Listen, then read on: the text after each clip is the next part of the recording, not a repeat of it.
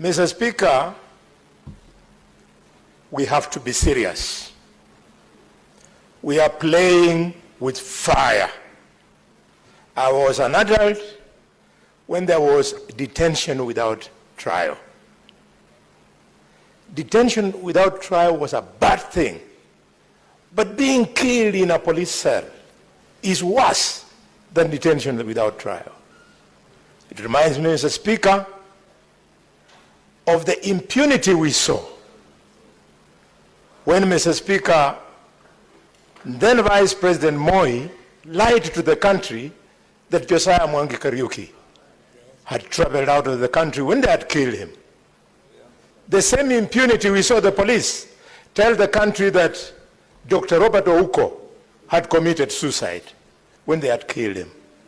The same impunity, Mr. Speaker, that I saw in South Africa in 1977 when an intellectual, Steve Biko, was brutalized in a police station, and they faced the world and they told the world that the guy had died from starvation. The whole world woke up and moved against South Africa to stop apartheid. I'm asking that this matter be escalated to a level whereby we must bring fear in government for government to respect human life.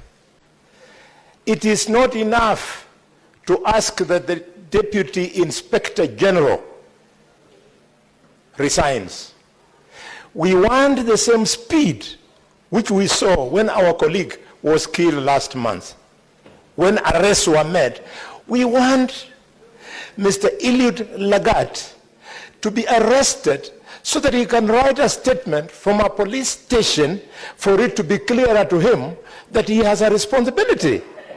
Mr. Speaker, the police officers who went to Migori and brought this boy from home to Nairobi so that Lagat could see him when they are slapping him around should equally be arrested. Why are they walking free? As far as I'm concerned, seeing the shape of that face, the guy could not possibly, would have wanted to hit the wall using the front of his head. It is only Parliament, Mr. Speaker, which can bring this to an end. We must protect our children. Members of Parliament in the National Assembly and here, that boy who is lying there is not in any way different from our own children.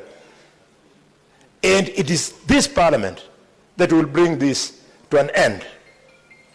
It is too much, and the thing must escalate